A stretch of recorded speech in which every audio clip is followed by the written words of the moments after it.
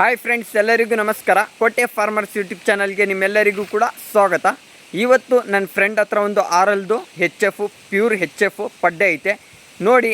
ಅವನು ಆದಷ್ಟು 5 ಹಸುಗಳನ್ನ ತಗೊಂಡು ಬಂದಿದ್ದನ್ನ 5 ಹಸುಗಳಲ್ಲಿ 4 ಹಸುಗಳನ್ನ ಮಾರಾಟ ಮಾಡಿಬಿಟ್ಟಿದ್ದೇನೆ.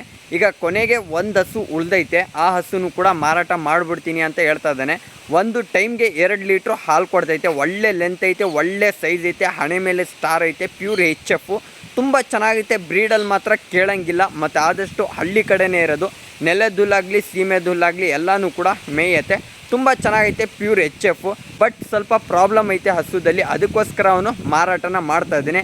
ಬನ್ನಿ ಇದೇ ವಿಡಿಯೋದಲ್ಲಿ ಹಸುದಲ್ಲಿ ಏನೆಲ್ಲ ಪ್ರಾಬ್ಲಮ್ಸ್ಗಳೈತೆ, ಎಷ್ಟು ಲೀಟ್ರ್ ಹಾಲು ಬರ್ತೈತೆ, ಎಷ್ಟು ಹಲ್ಲು, ಯಾವ ಊರು ಅಂತ ಎಲ್ಲನೂ ಕೂಡ ಆದಷ್ಟು ವಿಡಿಯೋ ಮುಖಾಂತರನೇ ತಿಳಿಸ್ತೀನಿ. ಮತ್ತು ಅವನು ಏನಕ್ಕೆ ಎಲ್ಲ ಹಸುಗಳನ್ನ ಮಾರಾಟ ಮಾಡೋಣ ಅದನ್ನು ಕೂಡ ಇದೇ ವಿಡಿಯೋದಲ್ಲಿ ನಿಮಗೆ ತಿಳಿಸ್ತೀನಿ. ಬನ್ನಿ ವಿಡಿಯೋನ ಸ್ಟಾರ್ಟ್ ಮಾಡೋಣ. ನೋಡಿ ಫ್ರೆಂಡ್ಸ್, ಇದೇ ಹಸು ಬಗ್ಗೆ ಆದಷ್ಟು ನಾನು ಮಾಹಿತಿಯನ್ನು ತಿಳಿಸಿರೋದು. ಇದೇ ನಂದು ಫ್ರೆಂಡ್ ಹಸು, ತುಂಬ ಚೆನ್ನಾಗೈತೆ ನೋಡಿ. ಲೆಂತ್ ಬಂದು ಒಂದು 7 ಅಡಿಗಿಂತ ಜಾಸ್ತಿ ಐತೆ ಲೆಂತು. ಹೈಟ್ ಬಂದು ಒಂದು 4.25 ಅಡಿಗಿಂತ ಹೈಟ್ ಐತೆ. ಒಳ್ಳೆ ಮೇವು ತಿಂತೈತೆ. ನೋಡ್ಕೊಳ್ಳಿ ಯಾವ ಥರ ಮೇವು ತಿಂತೈತೆ ಅಂತ. ಯಾವುದೇ ತುಳಿದಿರೋ ಮೇವು ಕೂಡ ಬಿಡ್ತಾ ಇಲ್ಲ, ಆ ಥರ ಮೇವು ತಿಡ್ತೈತೆ. ನಮ್ಮ ಹಳ್ಳಿ ಕಡೆ ಹಸುಗಳೇ ಈ ಥರ ಯಾವ ಮೇವು ಕೊಟ್ರು ತಿಂತವೆ. ಸೈಲೇಜೇ ಬೇಕು ಅಂತ ಏನು ಇದು ಮಾಡ್ತಾಯಿಲ್ಲ.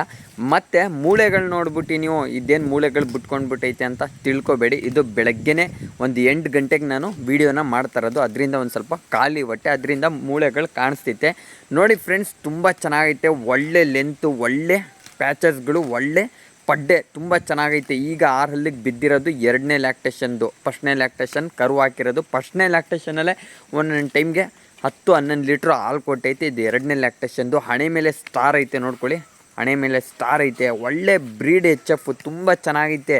ಅವನು 5 ಹಸುಗಳನ್ನ ಸಾಕಿದ್ನ. 5 ಹಸುಗಳನ್ನ ಸಾಕಿ 1.5 ವರ್ಷ ಐತೆ ಅವನು ಹಸು ಸಾಕಾಣಿಕೆ ಮಾಡಿ. 1.5 ವರ್ಷದಲ್ಲೇ ಒಂದೊಂದಾಗಿ ಖಾಲಿ ಮಾಡಿಬಿಟ್ನ. ಅಂದರೆ ಅವ್ನಿಗೇನಾಯಿತು ಕಾಣಿ ಗೊತ್ತಿಲ್ಲ. ಎಲ್ಲ ಹಸುಗಳು ಒಂದು ಸ್ವಲ್ಪ ಪ್ರಾಬ್ಲಮ್ ಆಗಿಬಿಟ್ಟು ಅವನು ಹಸುಗಳನ್ನ ಮಾರಾಟ ಮಾಡಿಬಿಟ್ನ. ನನ್ನ ಕೈದಲ್ಲಿ ಆಯ್ತಾಯಿಲ್ಲ ಹಸು ಸಾಕಾಣಿಕೆ ಮಾಡೋಕ್ಕೆ ಅಂತ ಮಾರಾಟ ಮಾಡಿಬಿಟ್ನ. ಅದೇ ಥರ ಇದನ್ನು ಕೂಡ ಹಸು ಮಾರಾಟ ಮಾಡ್ತಾ ಇದ್ದೇನೆ. ಕೊನೆ ತನಕ ವೀಡಿಯೋ ನೋಡ್ಕೊಳ್ಳಿ. ಈ ಹಸುದಲ್ಲಿ ಏನೆಲ್ಲ ಪ್ರಾಬ್ಲಮ್ಸ್ಗಳೈತೆ ಅಂತ ಎಲ್ಲನೂ ಕೂಡ ತಿಳಿಸ್ತೀನಿ ನೋಡಿ ಫ್ರೆಂಡ್ಸ್. ಈ ಹಸು ಬಂದು ಒಂದು ಟೈಮ್ಗೆ 2 ಲೀಟ್ರ್ ಹಾಲು ಕೊಡ್ತೈತೆ. ಪ್ರೆಸೆಂಟು ಒಂದು ಟೈಮ್ಗೆ 2 ಲೀಟ್ರ್ ಹಾಲು ಕೊಡ್ತೈತೆ. ಮೇವು ಯಾವುದೇ ಸೈಲೇಜ್ ಕೊಡ್ತಾಯಿಲ್ಲ, ಯಾವುದೇ ಕೈ ತಿಂಡಿಗಳನ್ನೂ ಕೊಡ್ತಾಯಿಲ್ಲ. ಅವನು 2 ಲೀಟ್ರ್ ಹಾಲು ಕೊಡ್ತೈತೆ ಅಂದರೆ ಇದಕ್ಕೆ ತಿನ್ನಿಸಿದ್ರೂ ವೇಸ್ಟೇ ಅಂದ್ಬಿಟ್ಟು ಅವನು ಯಾವುದೇ ಕೈ ತಿಂಡಿಗಳನ್ನೂ ಕೊಡ್ತಾಯಿಲ್ಲ, ಏನೂ ಇಲ್ಲ. ಪ್ರೆಸೆಂಟು ಒಂದು ಟೈಮ್ಗೆ 2 ಲೀಟ್ರ್ ಹಾಲು ಕೊಡ್ತೈತೆ. ಒಳ್ಳೆ ಬಾಡಿ ಶೇಪ್ ಐತೆ, ಒಳ್ಳೆ ಲೆಂತ್ ಐತೆ, ಮೇಯೋದ್ರಲ್ಲಿ ಫಸ್ಟ್ ಕ್ಲಾಸ್ ಐತೆ.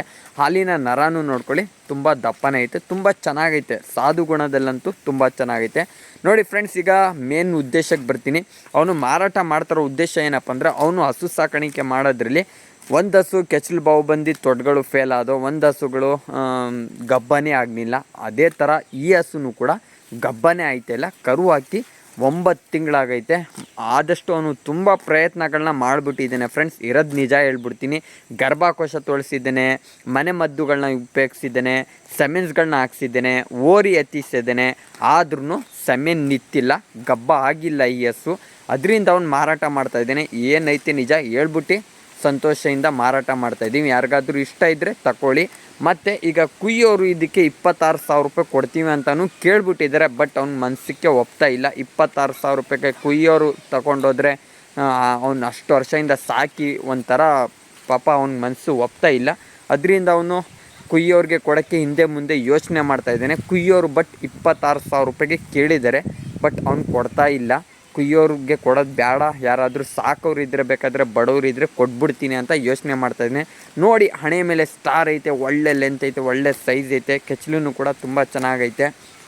ಯಾರಾದರೂ ಸಾಕೋರು ಇದ್ದರೆ ನೋಡಿ ಸಾಕೊಳ್ಳಿ. ಮತ್ತು ಇನ್ನೊಂದು ಪ್ರಾಬ್ಲಮ್ ಏನಪ್ಪ ಅಂದರೆ, 1 ತೊಟ್ಟು ಫೇಲ್ ಆಗೈತೆ. 3 ತೊಟ್ಟಲ್ಲಿ ಕ್ಲೀನಾಗಿ ಹಾಲು ಬರ್ತೈತೆ, 1 ತೊಟ್ಟು ಫೇಲ್ ಆಗೈತೆ ನೋಡಿ.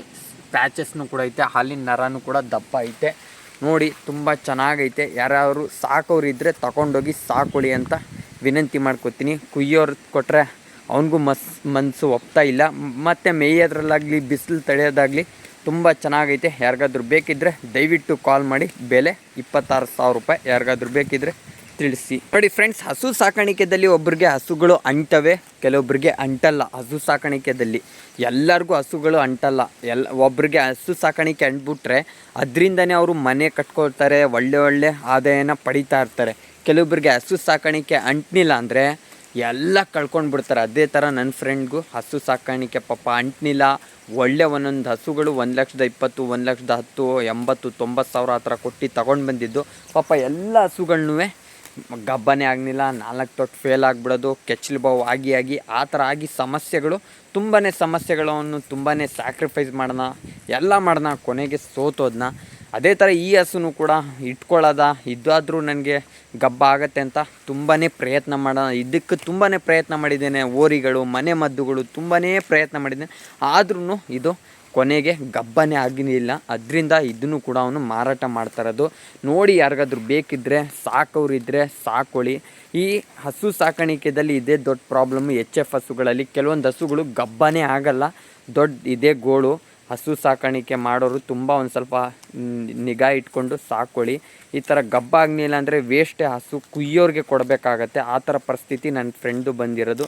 ನೀವೇ ನೋಡ್ಕೊಳ್ಳಿ ಉದಾಹರಣೆ. ಅದರಿಂದ ಇವನು ಈಗ ಮಾರಾಟ ಮಾಡ್ತಾಯಿದ್ದೇನೆ. ನೋಡಿ, ಯಾರಿಗಾದ್ರೂ ಇಷ್ಟ ಆಗಿದ್ದರೆ ದಯವಿಟ್ಟು ತಗೊಳ್ಳಿ, ಇದಕ್ಕೆ ಸಾಕೊಳ್ಳಿ ಅಂತ ಹೇಳ್ತೀನಿ.